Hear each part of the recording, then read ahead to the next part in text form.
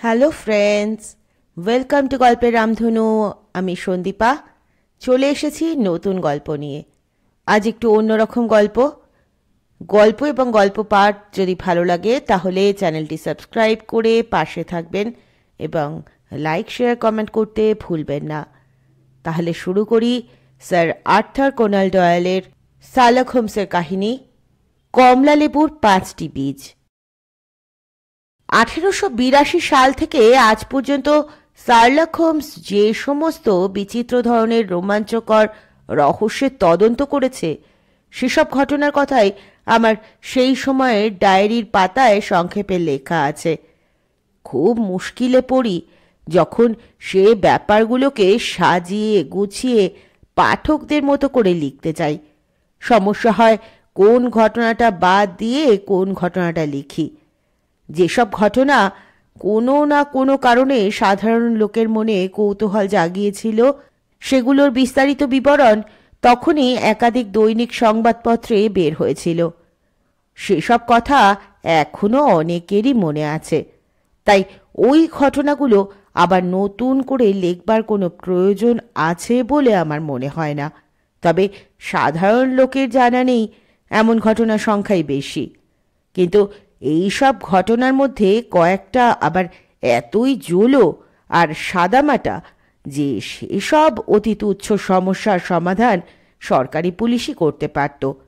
এই ধরনের তুচ্ছ ব্যাপারগুলো লিখতে আমার প্রবৃত্তি হয় না। এর মধ্যে অবশ্য দু একটা কেস আবার এমনই সাংঘাতিক রকমের জটিল যে সেই নিশ্চিত্র রহস্যের জাল ভেদ করতে স্বয়ং শার্লক হোমসই ব্যর্থ হয়েছে। আরও কয়েকটা রহস্যের সমাধান হোমস করতে পারেনি, কেননা তার হাতে কোনো রকম সূত্রই ছিল না। এছাড়া কতকগুলো রহস্যের কিনারা আজও হয়নি। তদন্ত চলছে। এই ঘটনাগুলোর কথাও লিখে লাভ হবে না বলে আমার মনে হয়। সাধারণ পাঠক এগুলো পড়ে কোনো আনন্দই পাবেন না, কেননা এই ঘটনাগুলো শুরু মানে রহস্যের সূত্রপাত আছে, কিন্তু শেষ অর্থাৎ রহস্যের কোনো সমাধান নেই। এছাড়াও আর এক রকমের তদন্তের কথা আমার ডায়েরিতে লেখা আছে। সে ঘটনাগুলোর সঙ্গে জড়িয়ে থাকা রহস্যের আংশিক সমাধান করা সম্ভব হয়েছিল হোমসের পক্ষে। আজকে আমি এই রকমই একটা ঘটনার কথা লিখব বলে মনে করেছি। এই ঘটনার সঙ্গে জড়িত অনেক খুঁটিনাটি প্রশ্নের কোনো পরিষ্কার উত্তর পাওয়া যায়নি, আর ভবিষ্যতেও যে এই সব প্রশ্নের কোনো উত্তর পাওয়া যাবে তা মনে হয় না। তবুও যে এই ঘটনাটার কথা লিখছি তার কারণ হলো এই যে এর শুরুটা যেমন অত্যন্ত অদ্ভুত, শেষটাও তেমনি আশ্চর্য রকমের অভিনব। 1887 সালে ডায়েরির পাতা ওল্টাতে ওল্টাতে অনেকগুলো রহস্যজনক ঘটনার কথা লেখা দেখছি, যেগুলোর মধ্যে বিশেষভাবে উল্লেখ করতে হয় প্যারাডাইল চেম্বারের রহস্য। ব্রিটিশ জাহাজ সোফি অ্যান্ডারসনের অদ্ভুতভাবে নিখোঁজ হয়ে যাওয়ার ব্যাপারটা, উফা দ্বীপে গ্রাইস প্যাটারসনের বিচিত্র অভিজ্ঞতার কথা, আর সবশেষে ক্যাম্বারওয়েলে বিষ প্রয়োগে হত্যার ঘটনাটা। এই ক্যাম্বারওয়েল খুনের ঘটনাটা তদন্ত করতে গিয়ে হোমস মৃত ব্যক্তির হাতঘড়ি পরীক্ষা করে দেখায় যে খুনের ঘটনা ঘটবার ঠিক 2 ঘন্টা আগে ঘড়িটায় দম দেওয়া হয়েছিল।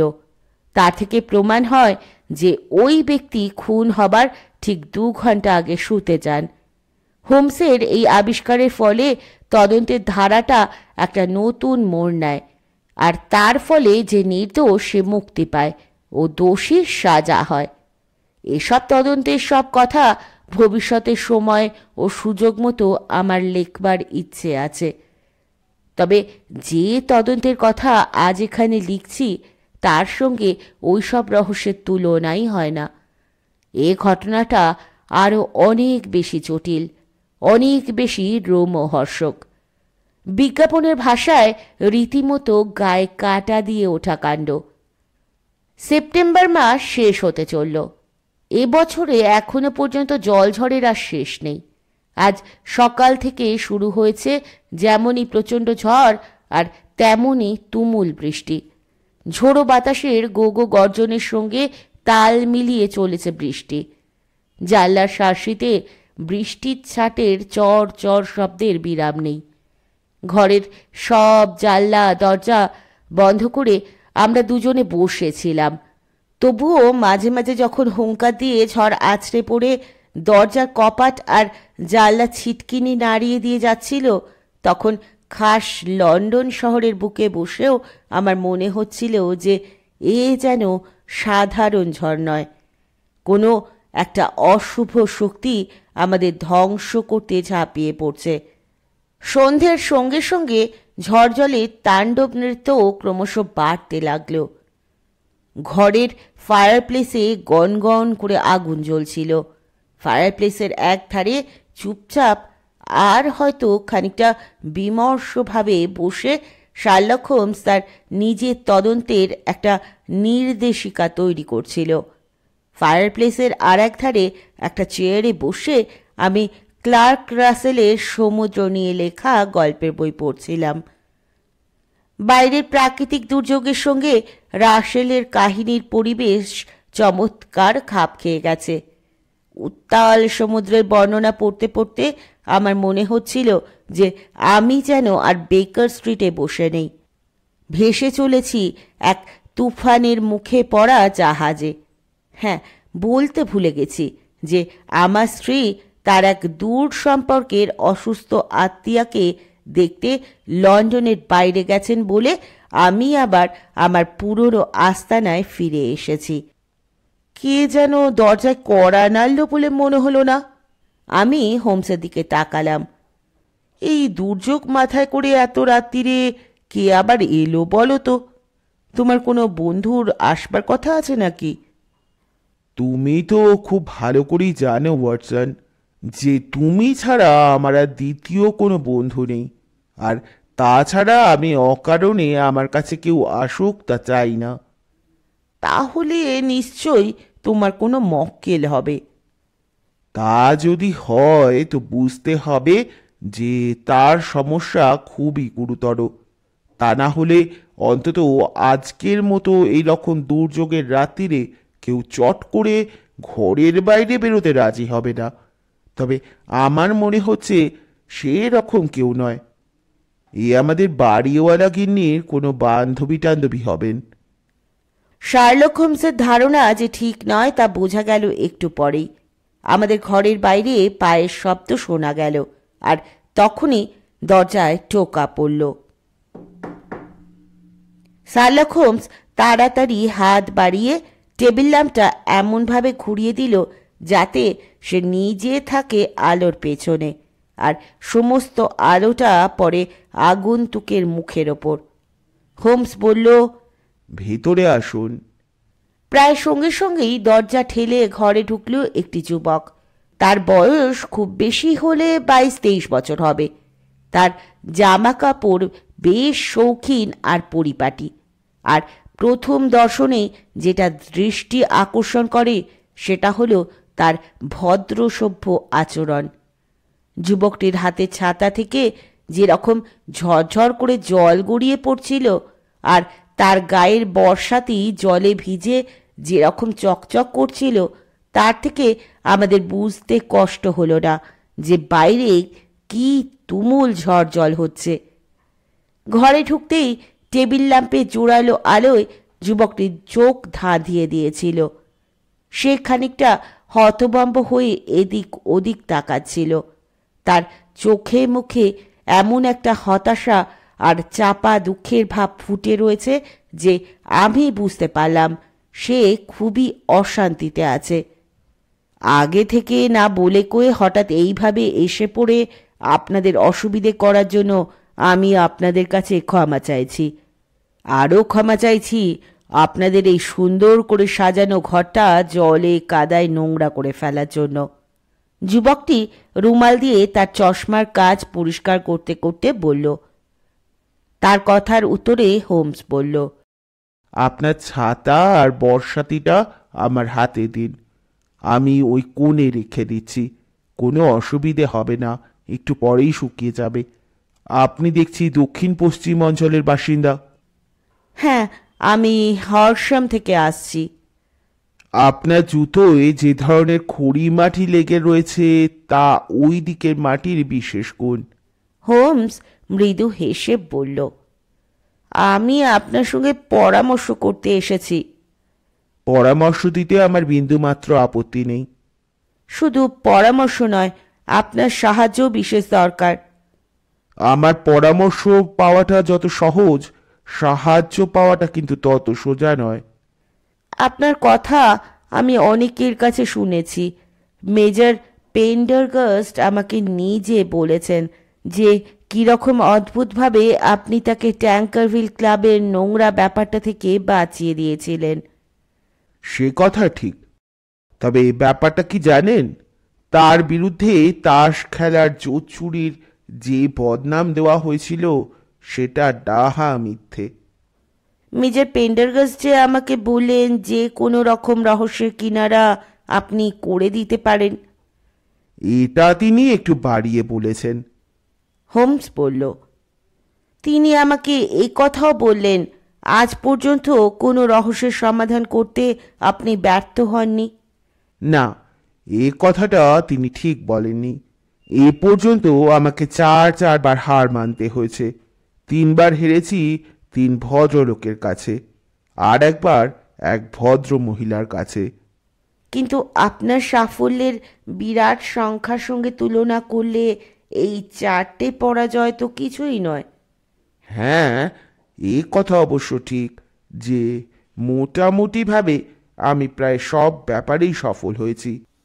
তাহলে আমার এই ব্যাপারেও নিশ্চয়ই আপনি সফল হবেন। হোমস বলল, তাহলে আগে আপনি ওই চেয়ারটা ফায়ার প্লেসের কাছে টেনে নিয়ে এসে বসে শরীরটা একটু গরম করে নিন। তারপর আমাকে খুলে বলুন আপনার সমস্যাটা কি। এটা কোনো সাধারণ ব্যাপার নয়, হোমস শান্তভাবে বলল। সাধারণ ব্যাপার নিয়ে আমার পরামর্শ চাইতে কেউ আসে না। এটা অবশ্য আমার অহংকার বলে ভাববেন না। না, আমি আপনার কথা অস্বীকার করছি না, কিন্তু তবু গত কয়েক মাস ধরে আমাদের সংসারে যেরকম রহস্যময় ঘটনা সব ঘটেছে, সেরকম ঘটনা দ্বিতীয় কোনো নজির আর আছে কিনা আমার সন্দেহ। আপনার কথা শুনে আমার আগ্রহ বেড়ে যাচ্ছে। হোমস বলল, আপনি আগাগোড়া সব কথা আমাকে খুলে বলুন, কোনো কিছু গোপন করবেন না। তারপরে আমার যা জানবার তা আমি জেনে নেব। চেয়ারটাকে যতখানি সম্ভব ফায়ার প্লেসের কাছে সরিয়ে এনে তার ভিজে জুতো পরা পা দুটো ফায়ার প্লেসের দিকে বাড়িয়ে যুবকটি তার কথা বলতে শুরু করলো।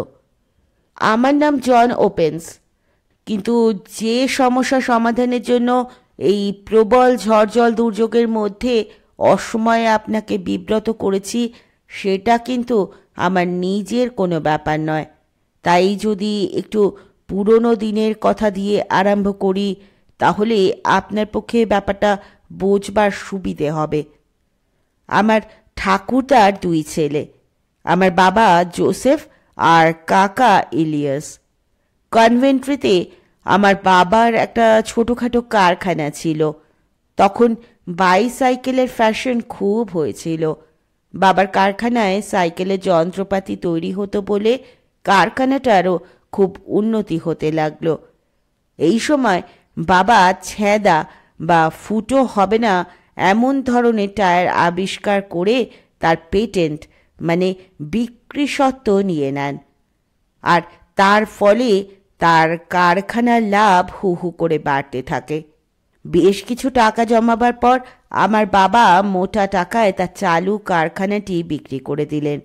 তারপর বেশ আরাম করে অবসর জীবন কাটাতে লাগলেন। আমার কাকা ইলিয়াস অল্প বয়সে রোজগারের ধান্দায় আমেরিকা চলে যান। সেখানে ফ্লোরিডায় আস্তানা গেড়ে তিনি চাষবাসের কাজ করতে থাকেন। অল্প দিনের মধ্যেই কাকা বেশ ভালো টাকা পয়সা রোজগার করেন। তারপর যখন আমেরিকায় গৃহযুদ্ধ বাধল তখন কাকা প্রথমে জ্যাকসনের পক্ষে আর পরে হুডের দলে যোগ দিলেন। যুদ্ধে কাকা বেশ নাম করেছিলেন। সাধারণ সৈন্য থেকে তিনি কর্নেল পর্যন্ত হয়েছিলেন। তারপর লি যখন যুদ্ধ বন্ধ করে সন্ধি করলেন, তখন কাকা আবার তার পুরনো পেশা মানে চাষবাসের কাজে ফিরে গেলেন। এর প্রায় বছর চারেক পরে 1869 কি 70 সালে তিনি আবার হঠাৎ একদিন এদেশে ফিরে এলেন আর সাসেক্সের হরশামের কাছে একটা বাড়ি কিনে বাস করতে লাগলেন। আমরা শুনেছি যে কাকা আমেরিকাতে শুধু প্রচুর টাকা রোজগারই করেননি, তার প্রভাব প্রতিপত্তিও হয়েছিল খুব। তা সত্ত্বেও তিনি যে আমেরিকা ছেড়ে চলে এলেন তার একমাত্র কারণ হলো নিগ্রোদের ওপর তার অসম্ভব ঘৃণা।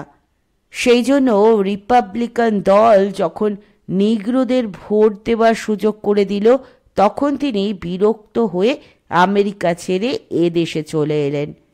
আমার কাকা একজন অদ্ভুত চরিত্রের মানুষ, যেমন রাগী আর তেমনই বদমেজাজি। রেগে গেলে তার ভালো মন্দ কান্নাকাণ্ড জ্ঞান থাকে না। লোকজনের সঙ্গে মেলামেশা করা তো দূরের কথা, লোকজনের সঙ্গ এড়িয়ে একলা একলা থাকতেই পছন্দ করতেন তিনি। হরশামে থাকবার সময় তিনি কোনোদিন কোথাও বেড়াতে গিয়েছিলেন বলে আমার অন্তত মনে পড়ে না। কাকা একটা বিরাট বাড়িতে থাকতেন। তিনি বাড়ির বাগান আর মাঠের মধ্যেই নিয়মিত হাঁটাহাঁটি করতেন তার স্বাস্থ্য ভালো রাখবার জন্য। তবে আবার কখনো কখনো এমনও হতো যে সপ্তাহের পর সপ্তাহ তিনি নিজের ঘরের মধ্যে চুপচাপ একা একা বসে থাকতেন। তখন তিনি অনবরত কাপের পর কাপ কড়া চা খেতেন আর ধূমপান করতেন। যখন এই রকম অবস্থা চলতো, তখন বাইরের কোনো অপরিচিত লোক তো দূরের কথা, তার নিজের ভাই মানে আমার বাবার সঙ্গেও দেখা করতেন না। তবে আমার কথা অবশ্য আলাদা। কাকা আমাকে ভীষণ স্নেহ করতেন। তার কারণ বোধহয় এই যে তিনি আমাকে প্রথম যখন দেখেন তখন আমি একদম ছেলে মানুষ। তখন আমার বয়স খুব বেশি হলে হবে 11 কি 12। সেটা 78 সালের কথা। আরও প্রায় 8-9 বছর আগে থেকে তিনি এখানে স্থায়ীভাবে বাস করতে শুরু করেন। একদিন তিনি আমাদের বাড়িতে এসে বাবাকে ভীষণ ধরে বসলেন আমাকে তার কাছে থাকতে দেওয়ার জন্য। আমাকে তিনি বরাবরই খুব স্নেহ করতেন। যখন তার মাথা ঠান্ডা থাকতো তখন তিনি আমার সঙ্গে সমবয়সী বন্ধুর মতো লুডো, ক্যারাম এইসব খেলতেন। আর সেই সময় থেকেই তিনি সংসারের যাবতীয় দায়িত্ব, চাকর বাকরদের তদারকি থেকে শুরু করে দোকানের হিসেব দেখা, পাওনা মেটানো সব কিছু আমার ওপর ছেড়ে দিয়েছিলেন। বলতে গেলে আমাকেই তিনি সংসারের কর্তা করে দিয়েছিলেন। অথচ তখন আমার বয়স 16 বছরও হয়নি। আমার কাছেই বাড়ির সব চাবি থাকতো, আমি যেখানে খুশি যেতে পারতাম। তবে তার নিজের ব্যাপারে তিনি কখনো আমাকে কোনো কথা বলেননি, আর আমিও সে ধরনের কোনো কথা তাকে জিজ্ঞেস করতাম না। তবে বাড়ির ছাদের ওপর যে চিলেকোঠা ঘরটা আছে সেটা সবসময়ই বন্ধ থাকতো, আর সেই ঘরে তিনি কাউকে, এমনকি আমাকে পর্যন্ত কখনো ঢুকতে দিতেন না। বুঝতেই পারছেন, বয়সটা কম ছিল বলেই হোক আর নিষেধটা খুব কড়া ছিল বলেই হোক, কৌতূহলটা ছিল বেশি মাত্রায়। সেই জন্যই আমি ফাঁক পেলেই দরজার চাবির ফুটোয় চোখ লাগিয়ে দেখতে চেষ্টা করতাম ওই ঘরের মধ্যে কী সব রহস্য লুকিয়ে আছে। কিন্তু খুবই মন খারাপ হয়ে যেত যখন দেখতাম যে আর 5টা বাড়ির চিলে কোঠায় যা যা থাকে, যেমন পুরনো ভাঙা বাক্স প্যাটরা আর পুটলি ইত্যাদি, আমাদের ওই ঘরটাতেও এইসব আজে বাজে জিনিস ছাড়া আর কিছুই নেই। এবছরের মার্চ মাসে হঠাৎ একদিন আমার কাকার নামে একটা চিঠি এলো। চিঠিটায় বিদেশি ডাক টিকিট লাগানো ছিল। এমনিতে কাকার নামে বড় একটা চিঠিপত্র আসে না। দোকানদারের পাওনা সব সময় আমরা নগদ টাকায় মিটিয়ে দিই। আর কাকার এমন কোনো বন্ধুবান্ধব আছে বলে শুনিনি যে কিনা কাকাকে চিঠি লিখতে পারে। চিঠিটা হাতে নিয়ে কাকা বললেন, চিঠিটা দেখছি ভারতবর্ষ থেকে এসেছে। টিকিটের ওপর পণ্ডিচেরি ডাকঘরের ছাপ রয়েছে। এ আবার কি ব্যাপার? কাকা খামটা ছিঁড়তেই খামের ভেতর থেকে টেবিলের ওপর পড়ল 5টা কমলা লেবুর শুকনো বীজ। খাম থেকে কমলা লেবুর শুকনো বীজ ঝরে পড়তে দেখে আমার বেদম হাসি পেল, কিন্তু কাকার মুখের দিকে তাকিয়েই শুকিয়ে গেল আমার হাসি। মুখটা হাঁ হয়ে রয়েছে, চোখ দুটো যেন এক্ষুনি ঠেলে বেরিয়ে আসবে। আমার মনে হলো হঠাৎ কোনো জাদুমন্ত্রে তার শরীর থেকে এক মুহূর্তে সমস্ত রক্ত যেন কেউ শুষে নিয়েছে। কাকার মুখের রং কাগজের মতো সাদা। এক দৃষ্টিতে খামটার দিকে তিনি তাকিয়ে আছেন। খামটা তার হাতের মধ্যেই ধরা ছিল। অবাক হয়ে দেখলাম তার হাতটা থরথর করে কাঁপছে। আমার মনে হলো সব কিছু যেন ভুলে গেছেন তিনি, কোনো দিকে তার খেয়াল নেই। সেই অবস্থায় হঠাৎ তিনি চেঁচিয়ে উঠলেন, কে কে কে? ওহ ভগবান, এতদিন পরে আমার দেনা শোধের সময় হলো। এসব তুমি কি বলছো কাকা? আমি না বলে থাকতে পারলাম না। আমার মৃত্যু ঘনিয়ে এসেছে। বলতে বলতে কাকা খাবার ঘরের টেবিল থেকে উঠে পড়ে নিজের ঘরের দিকে গেলেন। বিশ্বাস করুন মিস্টার হোমস, একটা অজানা ভয় আর আশঙ্কায় আমি যেন কেমন হয়ে গেলাম। কাকার ঘর থেকে চলে যাওয়ার পরে আমি খামটা হাতে তুলে নিলাম। দেখলাম খামের যে দিকটায় আঠা লাগানো থাকে সেদিকে এক কোণে লাল অক্ষরে 3টে বড় হাতের কে অক্ষর লেখা। খামের মধ্যে ওই শুকনো বীজ 5টা ছাড়া আর কোনো চিঠিপত্র নেই। আমি বুঝতে পারলাম না এই সামান্য ব্যাপারে কাকার এত বেশি ভয় পাওয়ার কী কারণ থাকতে পারে। খাবার ঘর থেকে বেরিয়ে আমি যখন দোতলায় উঠছি তখন সিঁড়িতে কাকার সঙ্গে দেখা হলো। কাকা ওপর থেকে নামছেন। কাকার এক হাতে একটা মরচে ধরা চাবি আর এক হাতে একটা ছোট বাক্স, দেখতে অনেকটা ক্যাশ বাক্সের মতো। চাবিটা দেখেই আমার মনে হলো এটা নিশ্চয়ই চিলে কোঠার চাবি। উত্তেজিতভাবে কাউকে সাপ সাপান্ত করতে করতে কাকা বললেন, ওরা যা পারে করুক গে, ঠিক আছে, আমিও ওদের এইসা প্যাচে ফেলবো যে বাছাধনরা টের পাবে। জন, মেরিকে বলো সে যেন এক্ষুনি আমার ঘরের ফায়ারপ্লেসে বেশ গনগনে করে আঁচ দিয়ে দেয়। আর হরসামে গিয়ে ফোরহ্যাম উকিলকে বলে এসো তার সঙ্গে আমার বিশেষ প্রয়োজন। সে যেন আজই আমার সঙ্গে দেখা করে। আমি কাকার কথা মতো কাজ করলাম। উকিল যখন এসে হাজির হলো তখন কাকা আমাকে তার ঘরে ডেকে পাঠালেন। ঘরে ঢুকতেই নজরে পড়ল ফায়ারপ্লেসে দাউ দাউ করে আগুন জ্বলছে। ফায়ারপ্লেসের লোহার শিকগুলোর ওপর স্তূপাকার ছাই আর টুকরো টুকরো পোড়া কালো কাগজ। আরও লক্ষ্য করলাম যে ফায়ারপ্লেসের একধারে সেই তামার বাক্সটা খোলা, বাক্সটা একদম খালি। সেই বাক্সটার দিকে ভালো করে তাকাতে দেখতে পেলাম বাক্সটার ওপরে 3টে কে অক্ষর লেখা, ঠিক যেমন হরফের 3টে কে আমি খামের মধ্যে লেখা দেখেছিলাম। কাকা আমাকে বললেন, জন, আমার ইচ্ছে যে তুমি আমার এই উইলের প্রধান সাক্ষী হও। আমার সমস্ত সম্পত্তি এর দায় দায়িত্ব ভালো মন্দ সমেত সব কিছু আমি আমার দাদা তোমার বাবাকে দিয়ে গেলাম। আমি আশা করি যে একদিন তোমার বাবা এই সম্পত্তি তোমাকেই দিয়ে যাবেন। তুমি যদি নিরুদ্রপে সুখে স্বাচ্ছন্দ্যে এই সম্পত্তি ভোগ করতে পারো তো অতি উত্তম, তবে যদি না পারো, তবে এই সম্পত্তি তোমার সবচেয়ে যে বড় শত্রু তাকে দান করে দিও। আমার এই উপদেশটি মনে রেখো, ভুলো না। তোমাকে এই রকম একটা ঝঞ্ঝাটের মধ্যে ফেললাম বলে আমার নিজের খুবই খারাপ লাগছে, তবে শেষ পর্যন্ত ব্যাপারটা কোন দিকে গড়াবে তা তো আমি জানি না। আশা করতে দোষ নেই যে সব কিছু ঠিকঠাক হয়ে যাবে। এখন লক্ষ্মী ছেলের মতো এই কাগজের যেখানে ফোর্ডহ্যাম সই করতে বলছে সেখানে নাম সই করে দাও।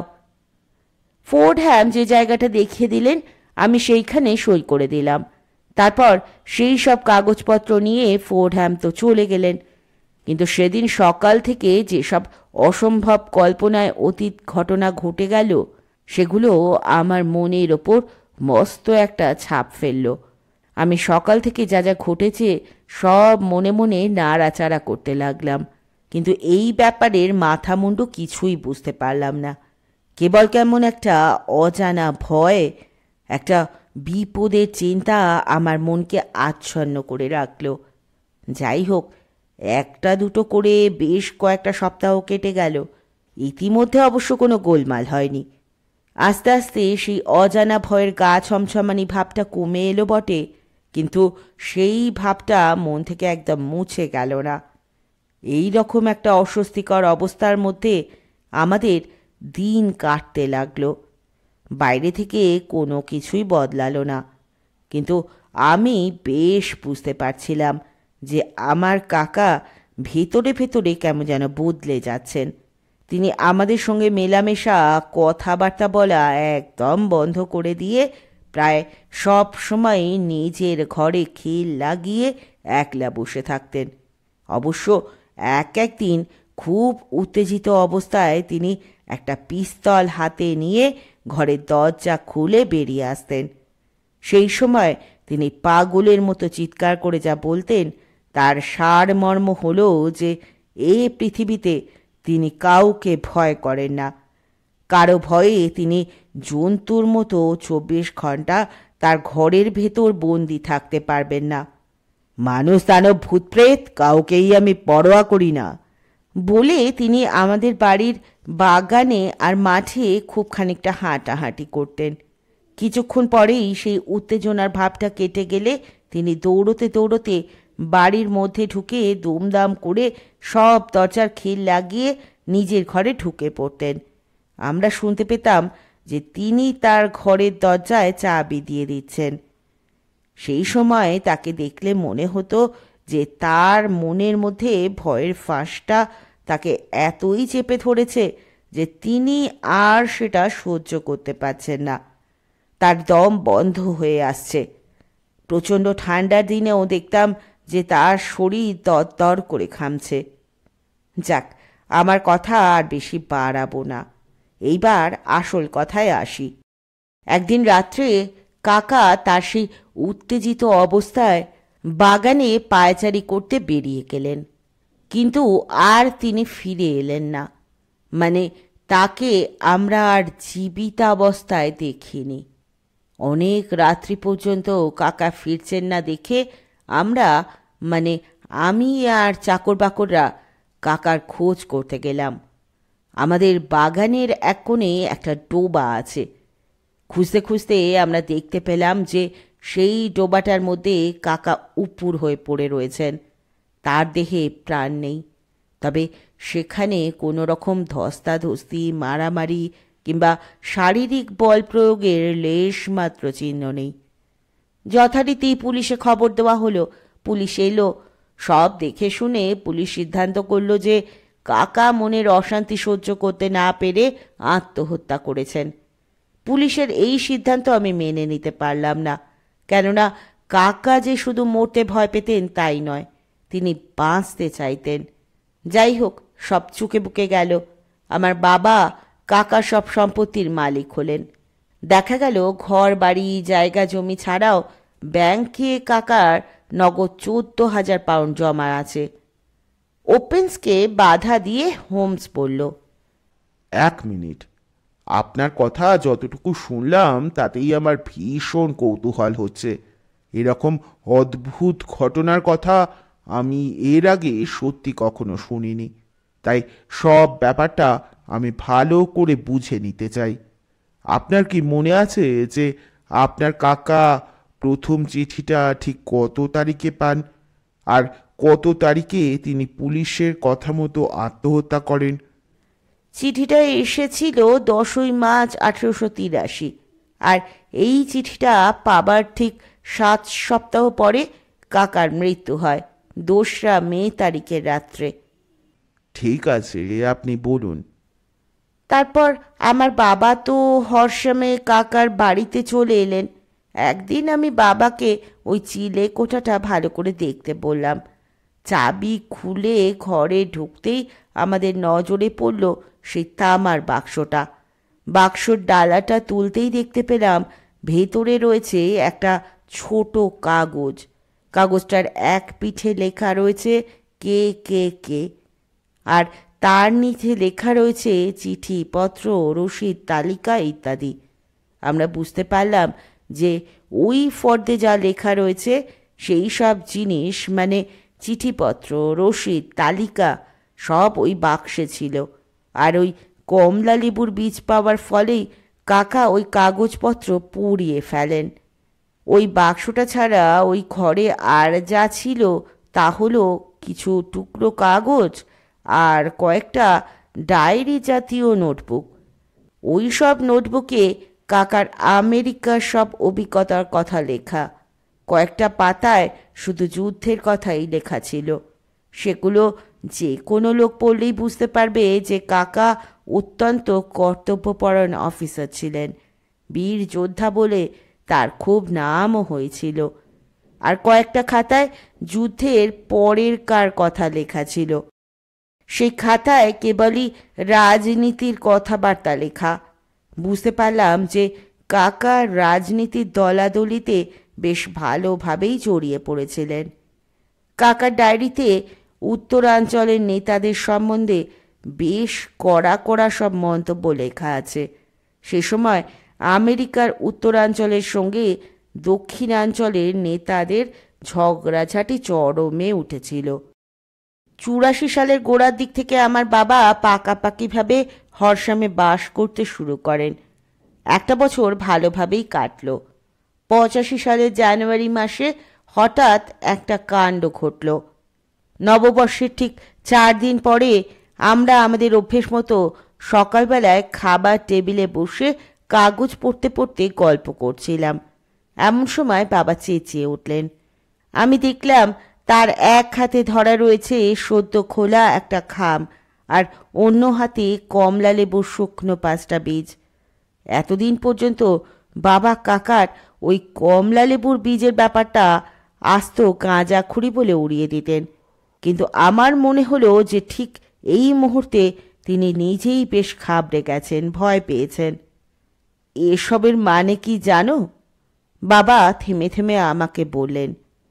ভয়ে আমার গলা শুকিয়ে কাঠ হয়ে গিয়েছিল। কোনো মতে ঢোক গিলে উত্তর দিলাম, এটা কে কে কে। বাবা খামটার ভেতরে দেখে বললেন, হ্যাঁ তাই তো দেখছি, এই তো লেখা রয়েছে কে কে কে, কিন্তু এটা আবার কি লেখা রয়েছে?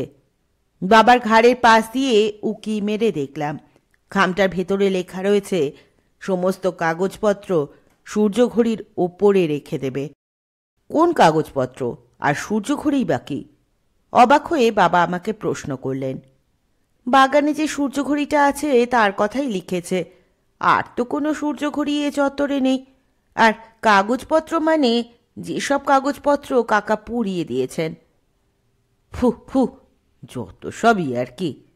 বাবা গলায় যেন খানিকটা জোর এনে বললেন, আমরা একটা সভ্য দেশে বাস করি, এদেশে আইন কানুন আছে, এখানে এ ধরনের বাদরামি চলবে না।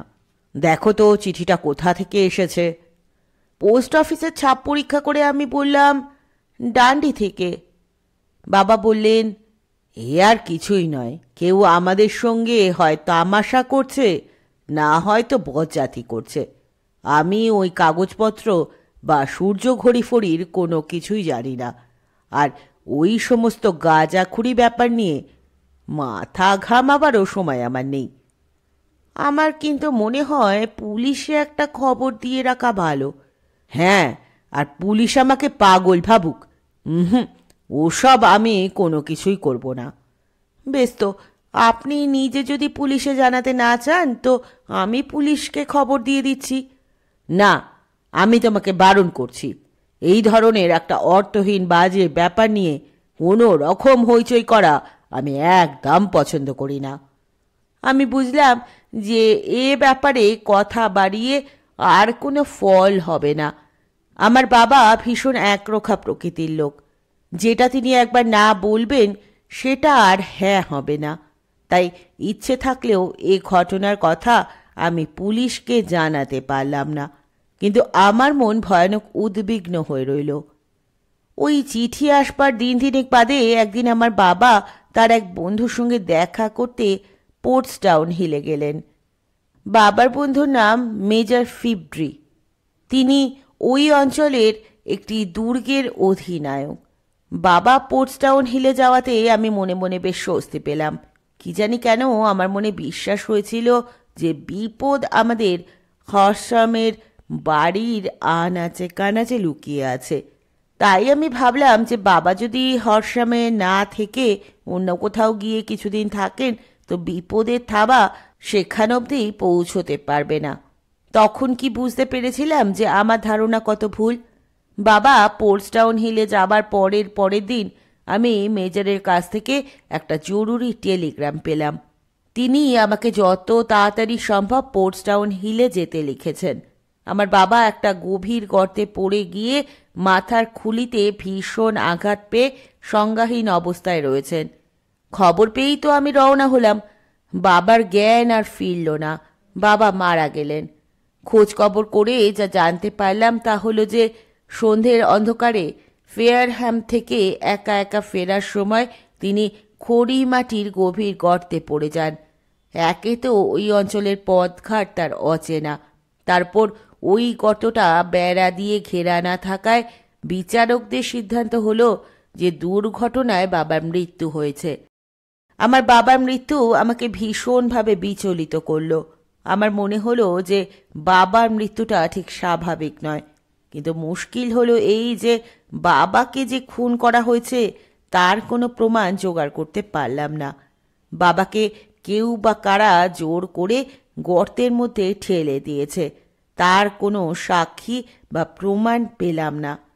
বাবা যে গর্তটায় পড়ে গিয়েছিলেন সেই গর্তটার কাছে বাবার ছাড়া দ্বিতীয় কোনো ব্যক্তির পায়ের ছাপও নেই।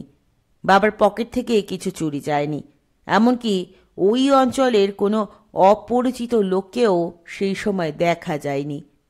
এসব সত্ত্বেও আমি মনে মনে শান্তি পাচ্ছিলাম না। যদিও কোনো প্রমাণ আমার হাতে ছিল না, তবু আমার মনের মধ্যে যে সন্দেহটা দানা বাঁধতে শুরু করেছিল সেটা একটা স্পষ্ট আকার নিল। আমার বিশ্বাস হলো যে এসবের পিছনে রয়েছে কোনো দুশ্মনের হাত। একটু থেমে থেকে ওপেন্স ফের বলতে শুরু করলো তার কথা। এই সময় বলতে গেলে এক দুষ্ট গ্রহের ফেরে আমি তো ওই সম্পত্তির মালিক হয়ে গেলাম। আপনি জিজ্ঞেস করতে পারেন যে সম্পত্তিটা আমি বিক্রি করে দিলাম না কেন। এর উত্তরে আমি বলবো, আমাদের জীবনে এই যে একটা উটকো অভিশাপ দেখা দিয়েছে, আমার বিশ্বাস আমার কাকার জীবনের কোনো ঘটনার সঙ্গে এটা জড়িত। তাই আমি যদি হরসাম ছেড়ে অন্য কোথাও চলে যাই তাহলেও এই অভিশাপের হাত থেকে আমি রেহাই পাব না। 85 সালে জানুয়ারি মাসে আমার বাবার দুর্ঘটনায় মৃত্যু হয়। তারপর থেকে 2 বছর 8 মাস কেটে গেছে। আমি হরসামেই আছি, কিন্তু আর গোলমাল হয়নি।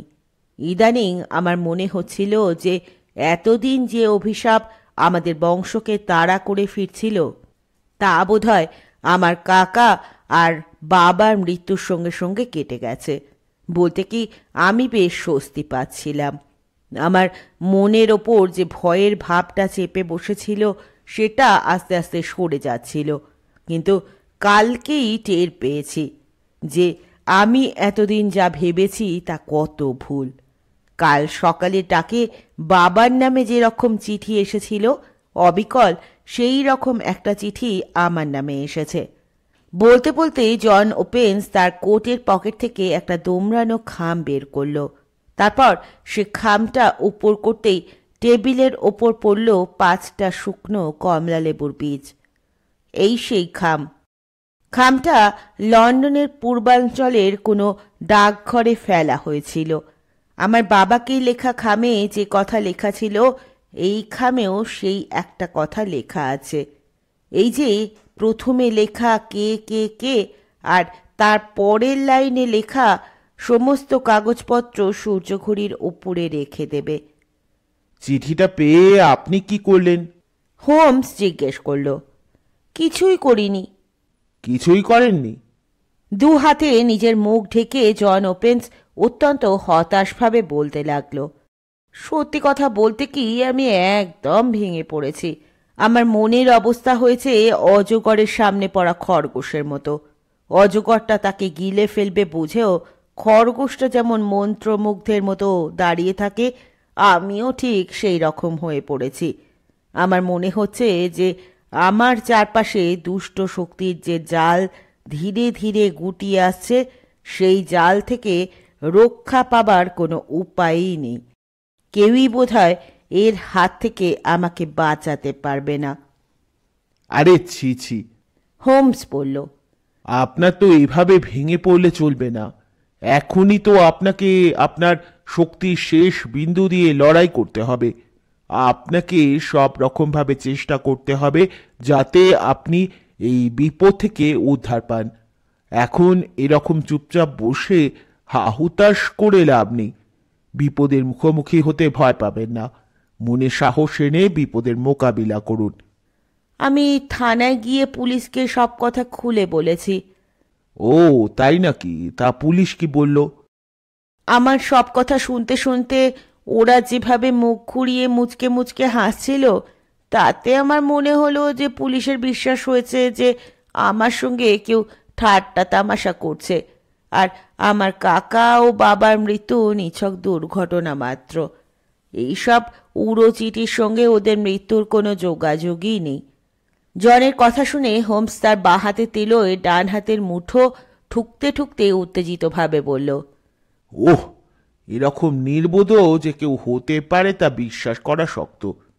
যাই হোক, শেষ পর্যন্ত পুলিশ থেকে আমার কাছে কাছে থাকার জন্য একজন কনস্টেবলকে দিয়েছে। সে কি আপনার সঙ্গে এখানে এসেছে?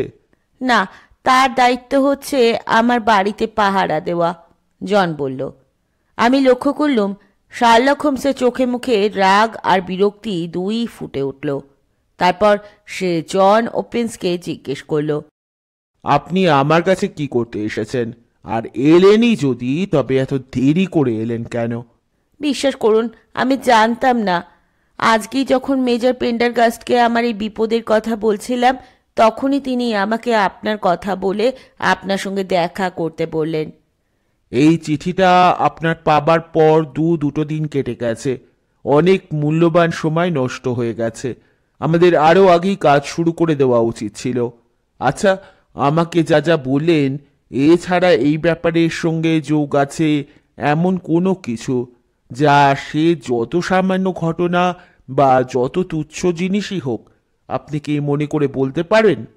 বেশ ভালো করে ভেবে দেখুন। এমন কোনো কিছু যার থেকে এই রহস্যের সমাধানের কোনো রকম হদিশ পাওয়া যেতে পারে? হ্যাঁ, মনে পড়েছে। একটা জিনিসের কথা বলতে ভুলে গেছি, বলে জন তার কোটের পকেট হাতড়াতে হাতড়াতে একটা রং উঠে যাওয়া কাগজ বের করে টেবিলের ওপর রাখল। বোঝা যায় যে একসময় কাগজটার রং ছিল ফিকে নীল। আমার কাকা যেদিন তার সব কাগজপত্র পুড়িয়ে ফেলেছিলেন, সেদিন সেই পোড়া কাগজের ছাইয়ের মধ্যে আমি দু একটা এই রঙের কাগজের টুকরো দেখতে পেয়েছিলাম। তারপর আমি আর বাবা যেদিন চিলেকোঠা খুলি, সেদিন এই কাগজটা মেঝে পড়ে থাকতে দেখি। আমার তখনই মনে হয়েছিল যে তাড়াতাড়ি বান্ডিল করে আনবার সময় এই কাগজটা কোনো ক্রমে কাকার হাত থেকে ফসকে পড়ে যায় বলে এটা আর সব কাগজের মতো পুড়ে ছাই হয়ে যেতে পারেনি। এই কাগজটাতে কমলা লেবুর বীজের কথা ছাড়া এমন কিছু লেখা নেই যার থেকে আমাদের কোনো সাহায্য হতে পারে। আমার মনে হয় এটা একটা ডায়েরির ছেঁড়া পাতা, তবে হাতের লেখা যে আমার কাকার সে বিষয়ে কোনো সন্দেহ নেই। হোমস টেবিল ল্যাম্পটাকে ঘুরিয়ে কাগজটার ওপর ফেলল। আমরা দুজনেই কাগজটার ওপর হুমড়ি খেয়ে পড়লাম। কাগজটার একটা ধার এবড়ো খেবড়োভাবে ছেঁড়া। বোঝা যায় যে এটা কোনো ডায়েরি বা খাতা থেকে ছিঁড়ে নেওয়া হয়েছে। কাগজটার ওপর এক কোণে লেখা মার্চ 69। তারপর এই রকম কতকগুলো হেয়ালির মতো লাইন ফর্দের মতো করে লেখা। 4 তারিখ হাডসন এসেছিল সেই পুরনো প্ল্যাটফর্মে। 7 তারিখ ম্যাকালে প্যারামোর আর সেন্ট অগাস্টাইনের সোয়েনের জন্য কমলা লেবুর বীজ ছাড়া হলো। 9 তারিখ ম্যাকালে পরিষ্কার হয়ে গেল। 10 তারিখ জন সোয়েন পরিষ্কার হয়ে গেল। 12 তারিখ প্যারামোরের সঙ্গে মোলাকাত করা গেল, ফয়সালা হলো। কাগজটা ভাঁজ করে জনকে ফেরত দিয়ে শার্লক হোমস বলল, ঠিক আছে, এখন আর কোনো কারণেই একটি সেকেন্ডও নষ্ট করা নয়। আপনি আমাকে যা বলেছেন সেটা নিয়ে খোলাখুলিভাবে আলোচনা করার সময়ও আর নেই। আপনি এখান থেকে বেরিয়ে সোজা বাড়ি চলে যান, আর আমি এখন যা বলে দেব তাই করুন। বলুন আমাকে কি করতে হবে? এখন আপনাকে একটা কাজই করতে হবে, আর সেটা যত তাড়াতাড়ি সম্ভব করতে হবে। কাজটা হলো এই যে কাগজটা এখন আমাদের দেখালেন, সেটা আপনার কাকার যে হাত বাক্সটার কথা বলছিলেন সেটার মধ্যে রেখে দেবেন, আর অন্য একটা কাগজে লিখবেন যে একমাত্র ওই কাগজটি ছাড়া আপনার কাকা তার অন্যান্য সব কাগজপত্র পুড়িয়ে নষ্ট করে ফেলেছেন। কথাটা এমনভাবে লিখবেন যাতে তারা আপনার কথা সত্যি বলে মনে করে। তারপর আপনাকে লেখা চিঠিটায় যেমন নির্দেশ দেওয়া আছে সেই মতো বাক্সটা সূর্যঘড়ির ওপরে রেখে দেবেন। আমার কথা বুঝছেন তো? হ্যাঁ। আর একটা কথা, এখন আপনার বাবার কি কাকার খুনের প্রতিশোধ নেওয়ার চেষ্টা তো দূরে থাক, কল্পনাও করবেন না। অপরাধীকে আমরা আইনের ফাঁদে ধরে তার উপযুক্ত শাস্তি দেওয়ার চেষ্টা করব, কিন্তু তার জন্য প্রস্তুতি চাই। ভেবে চিনতে ঠান্ডা মাথায় বন্দি করতে হবে। অথচ ওদের সুবিধে হচ্ছে যে ওদের সব মতলব অনেক আগে থেকেই ঠিক করাই আছে। আমাদের প্রথম কাজ হচ্ছে আপনাকে বিপদ থেকে রক্ষা করা। তারপরের কাজ হলো এই সমস্যার সমাধান করে অপরাধীরা যাতে শাস্তি পায় তার ব্যবস্থা করা। জন ওপেন্স তার ওভারকোট পরতে পরতে বলল, আপনাকে যে কি বলে ধন্যবাদ দেব মিস্টার হোমস তা জানি না। আপনি যেমনটি বললেন আমি ঠিক তেমনটাই করব। আপনার সঙ্গে কথা বলে আমি যে কতখানি ভরসা পেয়েছি তা বলতে পারি না। বেশ, তবে এখন একদম সময় নষ্ট করবেন না। আপনার বিপদ যে সত্যি সত্যি কি মারাত্মক সে বিষয়ে আমার মনে বিন্দু মাত্র সন্দেহ নেই। ভালো কথা, আপনি ফিরবেন কি করে? আমি ওয়াটারলু স্টেশন থেকে ট্রেন ধরব। এখনো 9টা বাজেনি, রাস্তায় এখনো লোকজন আছে। মনে হয় পথে আপনার কোনো আপদ বিপদ হবে না। তবু সাবধানের মান নেই, খুব হুঁশিয়ার থাকবেন, চারদিকে নজর রাখবেন, বিপদকে কখনো অবহেলা করতে নেই। আমার সঙ্গে অস্ত্র আছে। ওপেন্স মৃদু হেসে বলল, বাহ, এটা ভালো করেছেন। আমি কাল থেকেই আপনার ব্যাপারে তদন্ত শুরু করব। তাহলে তো কালই আপনার সঙ্গে হরসামে দেখা হবে। শার্লক হোমস বলল, না, এই রহস্যের মূল আছে লন্ডন শহরেই, তাই লন্ডনেই আমার কাজ শুরু হবে।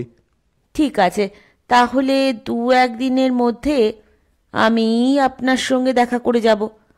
ইতিমধ্যে ওই কাগজটার বাক্সটা সূর্যঘড়ির ওপর রাখার ফলই বা কি হলো আপনাকে জানাতে পারবো। চিন্তা করবেন না, আপনার কথা আমি অক্ষরে অক্ষরে মেনে চলব। জন ওপেন্স চলে গেল। বাইরে তখনও ঝোড়ো বাতাসের গো গো গর্জন আর বৃষ্টির একটানা ঝড় ঝড় শব্দ শোনা যাচ্ছিল। আমার মনে হলো আমাদের হঠাৎ আসা এই মক্কেলের অদ্ভুত অবিশ্বাস্য কাহিনীর সঙ্গে বাইরে প্রকৃতির যে তাণ্ডব লীলা চলছে তার কোথায় যেন কিছুটা যোগ রয়েছে। দুটোর কোনোটাকেই আমাদের সাধারণ জীবনের সঙ্গে মেলানো যায় না। দুটোই কেমন যেন অসম্ভব, অবাস্তব বলে মনে হয়। ওপেন্স চলে যাওয়ার পর থেকে শার্লক হোমস মাথা হেঁট করে চুপচাপ ফায়ারপ্লেসের গনগনে আগুনের দিকে এক দৃষ্টে তাকিয়েছিল। বেশ কিছুক্ষণ এইভাবে কেটে যাওয়ার পর হোমস পাইপ ধরিয়ে আরাম কেদারায় মাথা হেলিয়ে দেখতে লাগলো কী রকমভাবে নীল ধোঁয়ার চাকাগুলো একটার পর একটা উপরের দিকে উড়ে যাচ্ছে।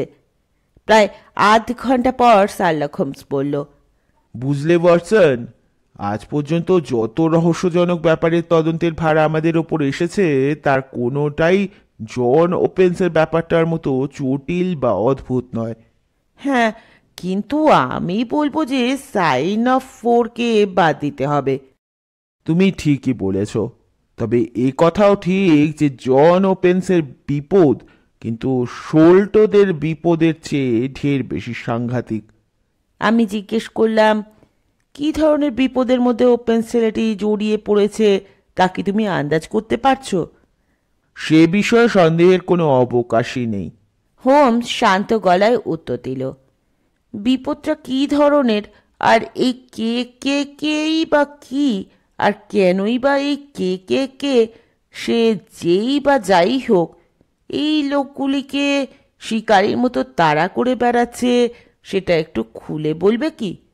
আমি খানিকটা অনুনয়ের স্বরে হোমসকে বললাম, সত্যি বলতে কি এই কাহিনীর মাথা মুন্ডু কিছুই আমি বুঝতে পারিনি। আরাম কেদারের হাতলে হাত রেখে দু হাতের আঙুল ঠেকিয়ে চোখ বন্ধ করে হোমস বলতে লাগলো, দেখো ওয়াটসন, যে লোক বুদ্ধি দিয়ে জীবনের সব কিছু বিচার বিশ্লেষণ করে বুঝতে চায়, মানে যে যুক্তি দিয়ে সব কিছু বুঝতে চায়, সে যখন কোনো একটি ঘটনা কেন ঘটল তার কার্যকারণ বুঝতে পারে, তখনই সে স্পষ্ট দেখতে পায় কি করে তার আগে একটার পর একটা ঘটনা ঘটে এমন অবস্থা সৃষ্টি হয়েছে যার ফলে ওই বিশেষ ঘটনাটি ঘটেছে। শুধু তাই নয়, এর পরে কি ধরনের ঘটনা ঘটতে পারে তাও সে মোটামুটি আন্দাজ করতে পারে। তুমি নিশ্চয় জানো যে কুভিয়েরকে যে কোনো জন্তুর ছোট্ট এক টুকরো হাড় দেখালে তিনি পরীক্ষা করে সেই জন্তুর চেহারার একটা নিখুঁত বিবরণ দিতে পারতেন। সেই একই রকমভাবে যার দেখার চোখ আর বিশ্লেষণ করার ক্ষমতা আছে, তিনি যদি পরপর ঘটে যাওয়া কয়েকটি ঘটনার মধ্যে খুব সামান্য কোনো কিছুর, তা সে একটা ঘটনাই হোক বা কথাই হোক বা একটা আওয়াজই হোক, আসল মানেটা ধরতে পারেন, তবে সেটুকুর ওপর নির্ভর করে আগের ঘটনাগুলোর কার্যকারণ সম্পর্ক তো বুঝতেই পারেন, আর পরে কি ঘটতে চলেছে তাও অনুমান করতে পারেন।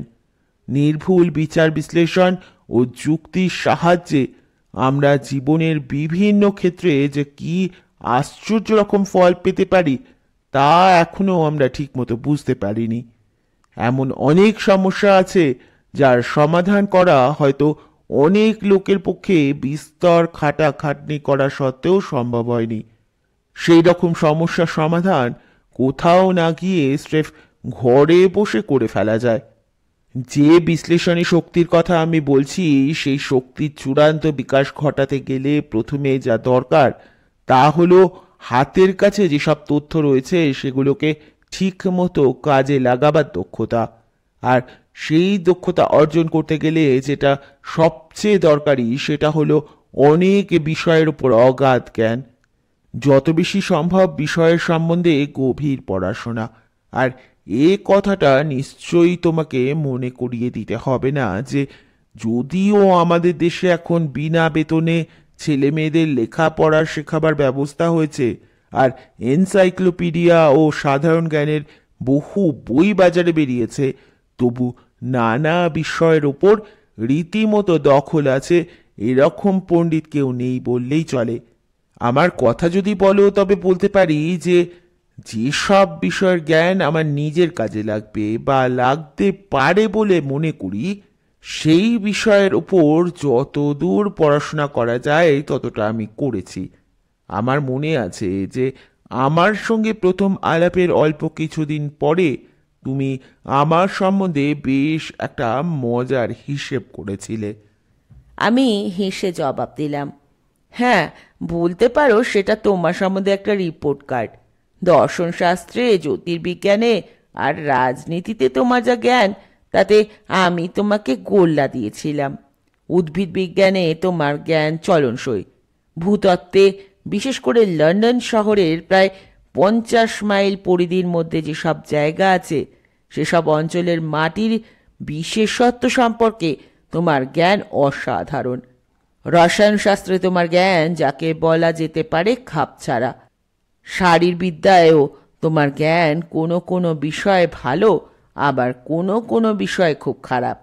তবে খুন, রাহাজানি, জালিয়াতি বা যেসব অপরাধমূলক ঘটনা ঘটেছে তার খুঁটিনাটি যাবতীয় তথ্য তোমার নখদর্পণে। বেহালা বাজানোয় তোমার হাত খুব ভালো। তুমি একজন ভালো মুষ্টিযোদ্ধা, দক্ষ অসিযোদ্ধা। আইনশাস্ত্রেও তোমার ভালো দখল আছে। আর তুমি ভীষণ পাইপ খাও। যতদূর মনে পড়ছে, তোমার চরিত্র বিশ্লেষণ করে এই দিকগুলোই তখন আমার নজরে পড়েছিল। অল্প হেসে হোমস বলল, আমি তোমাকে তখনও যে কথা বলেছিলাম এখনো সেই কথা বলবো।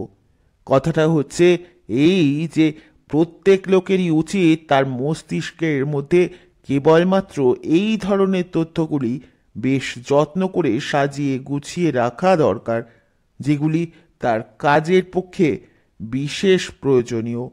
আর যা কিছু তার নিজের কাজের জন্য অপ্রয়োজনীয়, সেগুলি সে গুদামজাত করে রাখবে তার লাইব্রেরিতে, যাতে প্রয়োজন হলেই তার যা জানবার সে জেনে নিতে পারে।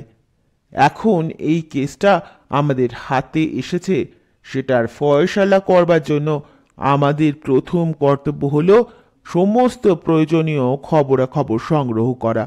তোমার চেয়ারের পাশের বইয়ের আলমারি থেকে আমেরিকান এনসাইক্লোপিডিয়ার যে খণ্ড কে আছে সেটা বের করে দাও তো। বইটা বের করে হোমসকে এগিয়ে দিলাম। বইটা হাতে নিয়ে শার্লক হোমস বলল, ধন্যবাদ, কিন্তু এটা দেখবার আগে এসব চেষ্টা করা যাক আমরা যতটুকু জেনেছি তার থেকে কি সিদ্ধান্ত করতে পারি। প্রথমে এটা ধরে নেওয়া যেতে পারে যে জন ওয়েপন্সের কাকার আমেরিকা থেকে চলে আসবার পিছনে বিশেষ কোনো কারণ ছিল, কেননা যে বয়সে তিনি আমেরিকা থেকে পাততাড়ি কুটিয়ে চলে আসেন, সেই বয়সের লোকেরা সাধারণত নিজেদের চেনা পরিবেশ ছেড়ে চট করে অন্য কোথাও যেতে চায় না।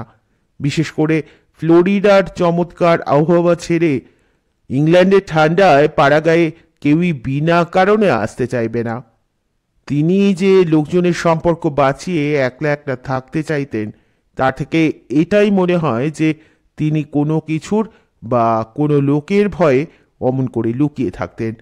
তার থেকে এ অনুমান করাও ভুল হবে না যে কোনো কিছুর বা কোনো লোকের ভয়েই আমেরিকা থেকে পালিয়ে আসতে তিনি বাধ্য হন। এখন কার বা কিসের ভয়ে তিনি আমেরিকা থেকে পালিয়ে আসেন, তার কিছুটা হদিশ আমরা পেতে পারি তাকে ও তার উত্তরাধিকারীর কাছে লেখা চিঠিগুলো পরীক্ষা করে। তুমি ওই চিঠিগুলোয় ডাকঘরে ছাপ লক্ষ্য করেছিলে কি? হ্যাঁ, প্রথম চিঠি ফেলা হয়েছিল পন্ডিচেরিতে, দ্বিতীয় চিঠিটা ফেলা হয়েছিল ডান্ডিতে, আর তৃতীয়টা ফেলা হয়েছে লন্ডনের পূব দিকের কোনো ডাকঘরে। লন্ডনের পূব দিকের কোনো ডাকঘরে? আচ্ছা, এর থেকে তুমি কোনো সিদ্ধান্ত করতে পারো কি? 3টে জায়গায় সামুদ্রিক বন্দর, অর্থাৎ ওই পত্র যে লিখেছে সে কোনো জাহাজ যাত্রী। এটা তুমি দারুণ বলেছ ওয়াটসন। এখন আমাদের হাতে একটা কাজের উপযুক্ত সূত্র পাওয়া গেল। এ বিষয়ে আমরা মোটামুটি নিঃসন্দেহ যে পত্রলেখক খুব সম্ভবত, না না, সম্ভবত নয়, প্রায় নিশ্চিতভাবেই কোনো জাহাজের যাত্রী। আচ্ছা, এবার আর একটা জিনিস লক্ষ্য করা যাক। প্রথম চিঠির বেলায় যেটা পণ্ডিচেরিতে ফেলা হয়েছিল, হুমকি দেওয়ার প্রায় 7 সপ্তাহ পরে চিঠির বক্তব্য অনুযায়ী কাজ হয়েছিল। কিন্তু দ্বিতীয় চিঠিটা যেটা ডান্ডিতে ফেলা হয়েছিল, সেটার বেলায় চিঠি পৌঁছবার 3-4 দিনের মধ্যেই চিঠির কথা অনুযায়ী কাজ হয়েছিল। এর থেকে তুমি কিছু আন্দাজ করতে পারছো কি? মনে হয় পত্রলেখককে বহু দূর থেকে আসতে হয়েছে। কিন্তু চিঠিটাও তো অনেক দূর থেকে এসেছে, তাই নয় কি? না, তাহলে আমার বুদ্ধিতে কুলোলো না। এই রকম একটা আন্দাজ মোটামুটি ভাবে করা যায় যে পত্রলেখক বা লেখকেরা যে জাহাজে যাত্রী, সেটা হচ্ছে পালতোলা জাহাজ। মনে হয় যে এরা এদের কাজে নামবার ঠিক আগেই তাদের চিঠি বা সংকেত যে ব্যক্তি তাদের লক্ষ্য তার ঠিকানায় পাঠিয়ে দেয়। তুমি নিশ্চয়ই লক্ষ্য করেছো যে ডান্ডি থেকে চিঠি পাঠাবার প্রায় সঙ্গে সঙ্গেই জনের বাবার আশ্চর্যভাবে মৃত্যু হলো। যদি তারা পণ্ডিচেরি থেকে স্টিমারে আসতো, তাহলে তারা আর তাদের চিঠি একই সঙ্গে পৌঁছে যেত, কিন্তু তা হয়নি। চিঠি আসবার আর জনের কাকার অস্বাভাবিক মৃত্যুর মধ্যে 7 সপ্তাহ কেটে গেছে। আমার দৃঢ় ধারণা এই 7 সপ্তাহ দেরি হওয়ার কারণ হলো ডাকবাহী স্টিমার যাত্রীবাহী পালতোলা জাহাজের চেয়ে 7 সপ্তাহ আগে ইংল্যান্ডে পৌঁছে গিয়েছিল। হ্যাঁ, সেটা হতে পারে। না, এটা হতে পারে নয়, এটাই হওয়া সম্ভব। তাহলেই তুমি বুঝতে পারছো যে কেন আমি ছেলেটিকে এতবার এত বেশি করে সাবধান হতে বলেছি। এই রহস্যের ঠিকমতো সমাধান করতে হলে সব কাজই আমাদের খুব সাবধানে, অথচ যতদূর সম্ভব তাড়াতাড়ি সেরে ফেলতে হবে। তুমি নিশ্চয়ই বুঝতে পেরেছ যে চিঠি পাবার পরে পত্রলেখকের ঘটনাস্থলে হাজির হতে যতটুকু সময় লেগেছে, ঠিক তারপরেই যাকে উদ্দেশ্য করে চিঠি লেখা হয়েছে তার উপর চরম আঘাত নেমে এসেছে। জনকে লেখা চিঠিটা এসেছে লন্ডন থেকে। সুতরাং আর যাই হোক, এক্ষেত্রে চিঠির হুমকি অনুযায়ী কাজ হতে যে দেরি হবে না, সেটা আমরা ধরে নিতে পারি। তাই আমাদের যা কিছু করবার তা যত তাড়াতাড়ি সম্ভব করে ফেলতেই হবে। ওপেন্সদের এই ধরনের কঠিন শাস্তি দেবার পেছনে কি কারণ থাকতে পারে বলে তোমার ধারণা? জনের কাকার কাছে যে কাগজপত্র ছিল, সেগুলো ওই জাহাজের কোনো যাত্রী বা যাত্রীদের কাছে ভীষণ দরকারি। আমি নিশ্চিত যে এর পেছনে কোনো বিশেষ একটি লোক নেই, আছে গোটা একটি দল। কেননা করোনারকে ঠেকিয়ে দুটো খুনকে দুর্ঘটনায় মৃত্যু বলে চালানো কোনো একজন লোকের পক্ষে অসম্ভব। এদের দলে অনেক লোক আছে। এরা অসম্ভব নাছোড়বান্দা, আর এদের টাকা পয়সা ছাড়াও সব রকম সুযোগ সুবিধেও আছে। সেজন্যই যে কোনোভাবেই তারা এই সব কাগজপত্র ফিরে পেতে দৃঢ় সংকল্প। সে কাগজ যার কাছেই থাকুক, তাকেই তারা তাড়া করবে শিকারী কুকুরের মতো। তাহলে এখন বুঝলে কে কে কে কোনো ব্যক্তির নামের আদ্যাক্ষর নয়, এটা একটা দলের প্রতীক বা চিহ্ন। কিন্তু এটা কাদের দল? শার্লক হোমস আমার দিকে ঝুঁকে পড়ে আশ্চর্য হয়ে বলল, সে কি, তুমি কি কু ক্লুক্স ক্লানের নাম শোনোনি? না তো। আমার কথার কোনো উত্তর না দিয়ে হোমস তার কোলের ওপর রাখা বইটি খুলে পাতা উল্টাতে লাগলো। তারপর একটা পাতা খুলে চোখ বুলোতে বুলোতে বলল, এই যে পেয়েছি, ক্লু ক্লুক্স ক্লান। রাইফেলে গুলি পুড়তে যে রকম শব্দ হয়, সেই আওয়াজের সঙ্গে মিলিয়ে এই দলের নাম দেওয়া হয়। আমেরিকার গৃহযুদ্ধ শেষ হওয়ার পরে দক্ষিণ রাজ্যগুলির ছাঁটাই হওয়া সৈন্যরা মিলে এই সাংঘাতিক গুপ্ত সমিতির প্রতিষ্ঠা করে, আর খুব অল্প সময়ের মধ্যেই দেশের বিভিন্ন অঞ্চলে এই গুপ্ত সমিতির শাখা স্থাপিত হয়। টেনেসি, লুইসিয়ানা, ক্যারোলিনা, জর্জিয়া আর ফ্লোরিডায় এদের শাখাগুলি খুবই মাথা চাড়া দিয়ে ওঠে। সাধারণভাবে রাজনৈতিক ক্ষমতা লোভের উদ্দেশ্যেই রাজনৈতিক দল বা ব্যক্তি বিশেষ এদের কাজে লাগাতো। এদের কাজ ছিল মোটামুটি দু রকমের। এক, নিগ্র ভোটদাতাদের ওপর অত্যাচার করে তাদের ভয় দেখানো, আর দ্বিতীয় কাজ হলো তাদের সঙ্গে যাদের মতের মিল হতো না তাদের একেবারে শেষ করে দেওয়া। এদের এই ধরনের জঘন্য কার্যকলাপ মোটামুটি একটা নির্দিষ্ট পদ্ধতিতেই হতো। যে লোককে এরা এদের শত্রু বলে মনে করত তাকে প্রথমে একটা হুমকি দিয়ে চিঠি পাঠাতো। সেই চিঠির সঙ্গে থাকতো হয় ওক গাছের পাতা, না হয় তরমুজ বা কমলা লেবুর বীজ। এই হুমকি দেওয়া চিঠি যাকে দেওয়া হতো হয় সে চিঠির শর্ত অনুযায়ী কাজ করত, না হয় দেশ ছেড়ে পালাতো। আর যারা ওদের হুমকি অগ্রাহ্য করেছে তাদের প্রত্যেকেরই আকস্মিক ও অদ্ভুতভাবে মৃত্যু ঘটেছে।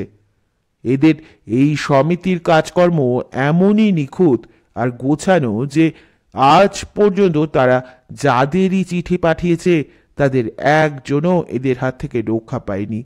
এইভাবে এরা এতদিন যে একটার পর একটা অন্যায় কাজ করে গেছে, সেজন্য এদের দলের কোনো লোককে ধরতে পারা তো দূরে থাক, এদের একজনেরও আসল পরিচয় পুলিশ পায়নি।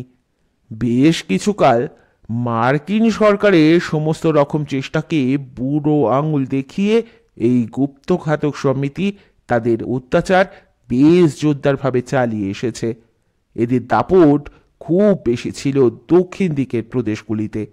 তারপর হঠাৎ 69 সালে প্রায় রাতারাতি এই সমিতির কাজকর্ম সব বন্ধ হয়ে গেল। এরপরে অবশ্য কখনো কখনো ছুটকো ছাটকা ভাবে এদের কুকর্মের খবর পাওয়া গেছে। বইটা তুলে রাখতে রাখতে হোমস বলল, তুমি যদি একটু খুঁটিয়ে দেখো তো লক্ষ্য করবে যে এই সমিতির উঠে যাওয়ার সঙ্গে ওপেন্সের কাকার আমেরিকা থেকে কাগজপত্র নিয়ে পালিয়ে আসার একটা সময়ের দিক থেকে যোগাযোগ আছে। এমন হতে পারে যে জনের কাকা আমেরিকা থেকে পালিয়ে এলেন বলেই ওই সমিতি উঠে গেল। সেই কারণেই ওই সমিতির লোকেরা বুনো কুকুরের মতো হন্যে হয়ে লেগে আছে ওপেন্সের বংশের পেছনে।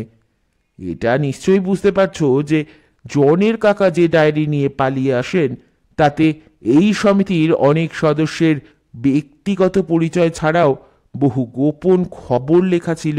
সুতরাং সেই ডায়েরিটা উদ্ধার করতে না পারা পর্যন্ত এদের ঘুম হবে না।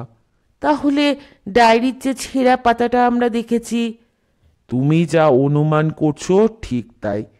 আমার যতদূর মনে পড়ছে তাতে এই রকম লেখা ছিল, ক খ গ কে কমলালেবুর বীজ ছাড়া হলো। এর মানে যে এদের সাবধান করে দেওয়া হলো।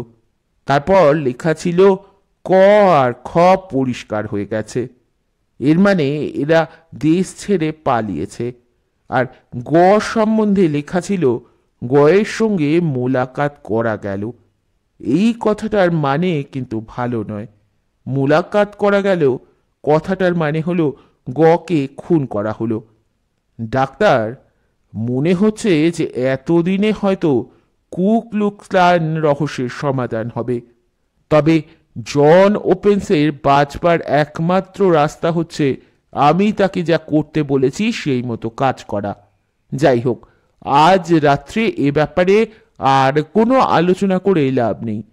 তার চেয়ে বরং আমার বেহালাটা দাও, সঙ্গীত চর্চা করা যাক। তাহলে যদি এই বৃষ্টি আবহাওয়া আর মানুষের কুৎসিত আচার ব্যবহারের কথা অন্তত কিছুক্ষণ ভুলে থাকা যায়। পরের দিন সকালে উঠে দেখি আকাশ একদম পরিষ্কার, সূর্য উঠেছে। আগের দিন যে প্রচণ্ড ঝড় আর বৃষ্টি হয়ে গেছে তার চিহ্ন মাত্র নেই। হোমস দেখলাম আমার আগেই ঘুম থেকে উঠে পড়েছে। মুখ ধুয়ে আমি যখন চা খেতে গেলাম তখন তার খাওয়া প্রায় শেষ হয়ে এসেছে। আমাকে দেখে হোমস বলল, আজ তোমার জন্য অপেক্ষা না করেই চা খেতে আরম্ভ করেছি বলে আশা করি কিছু মনে করনি। আসল কথা কি জানো, ওপেন্সের কেসটা নিয়ে আজ সারাটা দিনই হয়তো বিস্তর ঘোরাঘুরি করতে হবে। ওপেন্সকে বাঁচাবার জন্য কি ব্যবস্থা নেবে বলে ভাবছো? সেটা অনেকখানি নির্ভর করবে আমার তদন্তের ফলের ওপর। হয়তো আমাকে হারসামে যেতে হতে পারে। সে কি, তুমি কি প্রথমে এই হরসামে যাবে না? না, আমার কাজ শুরু হবে এই লন্ডন শহরেই। হাঁক দাও, এখনই তোমার চা এসে পড়বে। চায়ের জন্য অপেক্ষা করতে করতে আমি সকালের খবরের কাগজটা তুলে নিলাম। কাগজটা তখনও খোলা হয়নি। কাগজটা খুলে চোখ বোলাতেই খবরটা আমার নজরে পড়ল। খবরের শিরোনামটা পড়তেই একটা ঠান্ডা শিরশিরে ভাব আমার মেরুদণ্ড দিয়ে বয়ে গেল। আমি চেঁচিয়ে বলে উঠলাম, হোমস, তুমি অনেক দেরি করে ফেলেছ। ও, হাতে চায়ের কাপটা টেবিলের ওপর নামিয়ে হোমস বলল, এই আশঙ্কাটাই আমি করেছিলাম। কি করে ব্যাপারটা ঘটলো? যদিও হোমস অত্যন্ত শান্তভাবে কথাগুলো বলল, আমার বুঝতে কষ্ট হলো না যে মনে মনে সে কতখানি উত্তেজিত হয়ে পড়েছে। তার এই বাইরের ধীর ভাবের আড়ালে কি চঞ্চলতা ঢাকা রয়েছে। ওয়াটারলুর কাছে ট্র্যাজেডি বলে যে খবরটা বেরিয়েছে, তাতেই জন ওয়েপন্সের নামটা আমার চোখে পড়ে। এই যে পড়ছি, শোনো। গতকাল রাত্রি 9টা থেকে 10টার মধ্যে ওয়াটারলু ব্রিজের কাছে পাহারা দেওয়ার সময় এইচ ডিভিশনের পুলিশ কনস্টেবল কুক একটা আর্তনাদ আর তার সঙ্গে সঙ্গে জলে পড়ে যাওয়ার ধপার শব্দ শুনতে পায়। গত রাত্রিতে ঝড় জলের আর অন্ধকারের মধ্যে বেশ কয়েকজন লোকজনের সাহায্য পাওয়া গেলেও জলে পড়ে যাওয়া লোকটিকে সঙ্গে সঙ্গে জল থেকে তোলা যায়নি।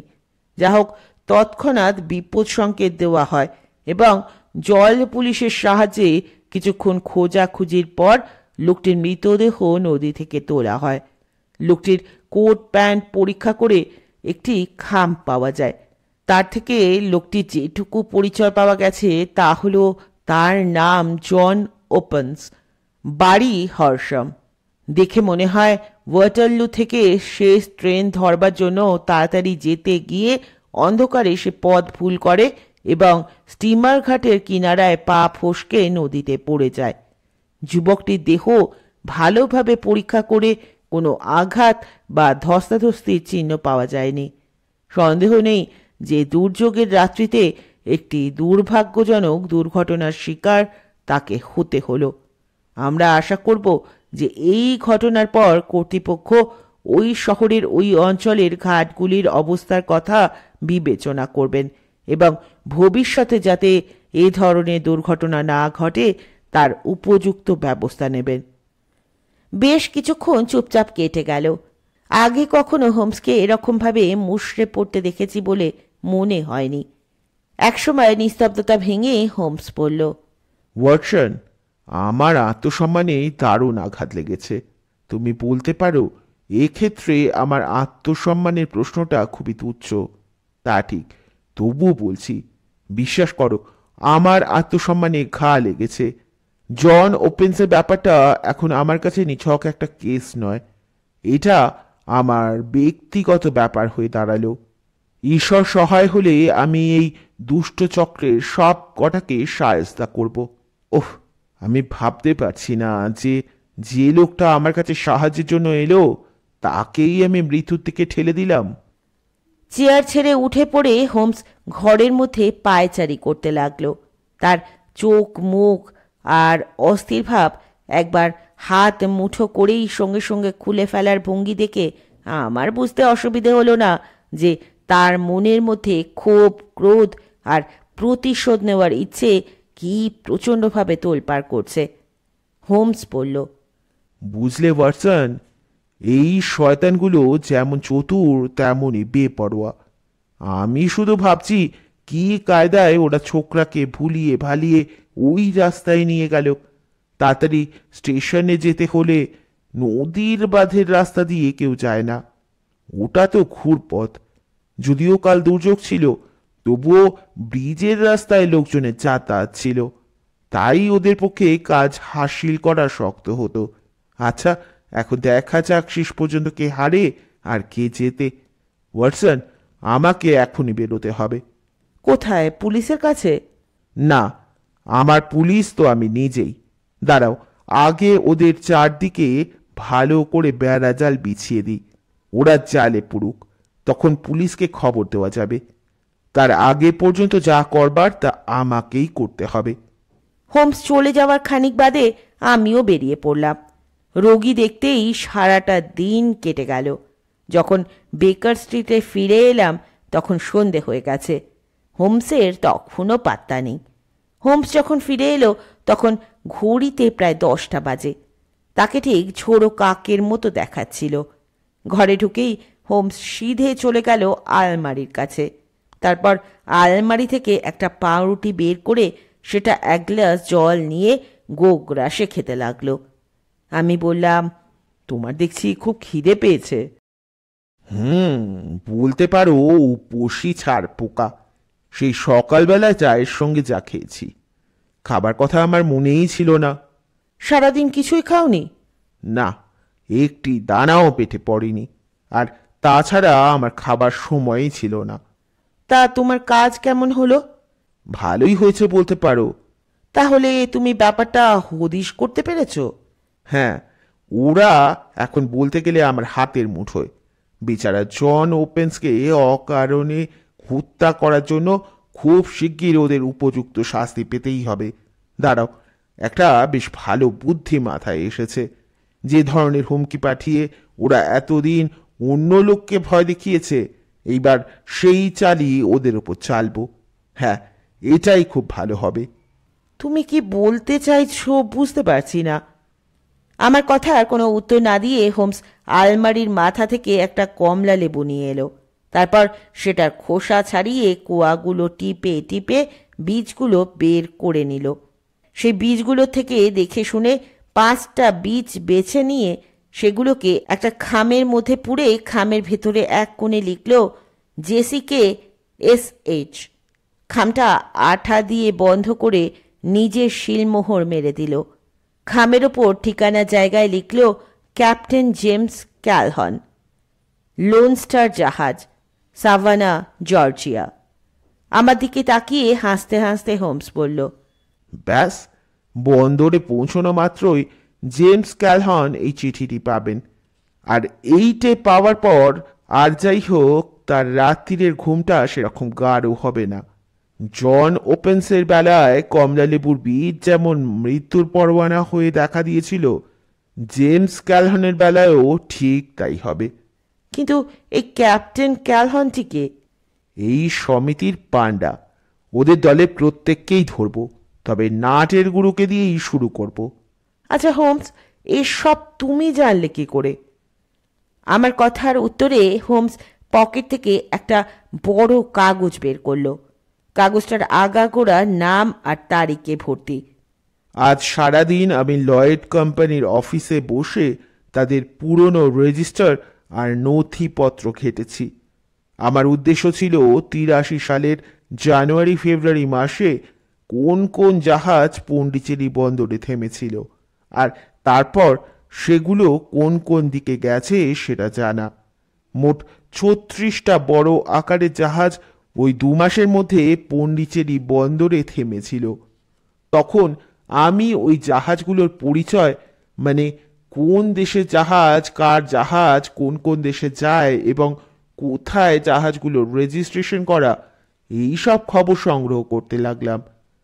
এর মধ্যে লোন স্টার জাহাজটাকে আমার সবচেয়ে সন্দেহজনক বলে মনে হলো। কেননা যদিও কাগজে কলমে লেখা রয়েছে যে জাহাজটা লন্ডন থেকে ছাড়পত্র পেয়েছে, কিন্তু সেখানে যে নাম দেওয়া আছে সেটা আমেরিকার একটি প্রদেশের। আমি বললাম, কি টেক্সাস নাকি? না, তা মনে পড়ছে না, তবে আমি নিশ্চিত যে জাহাজটা আমেরিকার।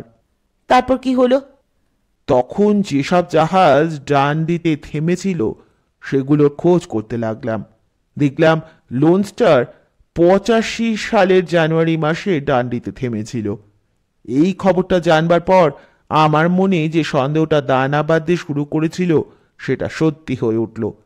লয়েডের অফিস থেকে বেরিয়ে আমি গেলাম অ্যালবার্ট ডকে। ডকে পৌঁছে খবর পেলাম যে আজ সকালে জোয়ারেই লোন স্টার তার নিজের দেশের দিকে পাড়ি দিয়েছে, তবে প্রথমে সে সাভানায় থামবে। আমি তৎক্ষণাৎ গ্রেভসএন্ডে টেলিগ্রাম করলাম। জানতে পারলাম যে লোন স্টার অল্প কিছুক্ষণ আগে সেখান দিয়ে চলে গেছে। সকাল থেকে যে রকম জোর হাওয়া দিচ্ছে, তাতে আমার মনে হয় যে লোন স্টার এতক্ষণে গুডউইন্স ছাড়িয়ে আইল অফ হোয়াইটের কাছাকাছি চলে গেছে। তাহলে এখন তুমি কি করবে? আরে আমি তো তোমাকে বললাম যে ওরা আমার মুঠোর মধ্যে। আমি খবর নিয়ে জানতে পেরেছি যে ওই জাহাজের ক্যাপ্টেন আর দুজন নাবিক হচ্ছে আমেরিকার লোক, বাকিরা হয় জার্মান না হয় ফিন। আরও জানতে পেরেছি যে ওই তিনজন লোক গত রাত্রে জাহাজে ছিল না। এই খবরটা আমি জাহাজে মাল তোলা কুলিদের কাছে পেয়েছি। লোন স্টার সাভানায় পৌঁছবার আগেই ডাকবাহী স্টিমার আমার ওই চিঠি সাভানায় পৌঁছে দেবে। আর ইতিমধ্যে সাভানার পুলিশের কাছে লন্ডন পুলিশ টেলিগ্রাম করে জানিয়ে দেবে যে ওই তিনজনকে খুনের অভিযোগে অভিযুক্ত করা হয়েছে এবং তাদের যেন ফেরত পাঠানো হয়। মানুষ যত হিসেব নিকেশ করেই কোনো পরিকল্পনা করুক না কেন, অনেক সময় সব হিসেব বানচাল হয়ে যায়। আর এই রকম এক অভাবনীয় কারণে জন ওপেন্সের হত্যাকারীদের হাতে তাদের নামে পাঠানো কমলালেবুর বীজ সমেত খাম পৌঁছয়নি। তাতে তাদের ক্ষতি তো হয়নি, বরং লাভই হয়েছে বলা যায়। তাদের পেছনে যে তাদের চেয়ে ঢের বেশি নাছোড়বন্দা এবং ঢের বেশি বুদ্ধিমান এমন একজন লোক ধাওয়া করেছে যে তাদের অপরাধের শাস্তি না দিয়ে ছাড়বে না, এই দুশ্চিন্তার হাত থেকে তারা বেঁচে গেছে। বহুদিন অপেক্ষা করেও আমরা লোন স্টারের কোনো খবর পাইনি। সে বছর অবশ্য অন্যান্য বছরের তুলনায় সামুদ্রিক তুফান খুব বেশি হচ্ছিল। বেশ কিছুকাল পরে আটলান্টিক মহাসাগরে একটা কাঠ ভাসতে দেখা যায়। কাঠটার গায়ে LS এই অক্ষর দুটো খোদাই করা ছিল। এরপরে লোন স্টারের আর কোনো খবর পাওয়া যায়নি। শুনছিলেন স্যার আর্থার কোনান ডয়েলের কমলালেবুর 5টি বীজ। কেমন লাগলো গল্প শোনার জন্য অপেক্ষা করব। পরের দিন এসে হাজির হব আবার নতুন কোনো গল্প নিয়ে। ততক্ষণ পর্যন্ত সকলে ভালো থাকবেন, সুস্থ থাকবেন, পাশে থাকবেন। নমস্কার।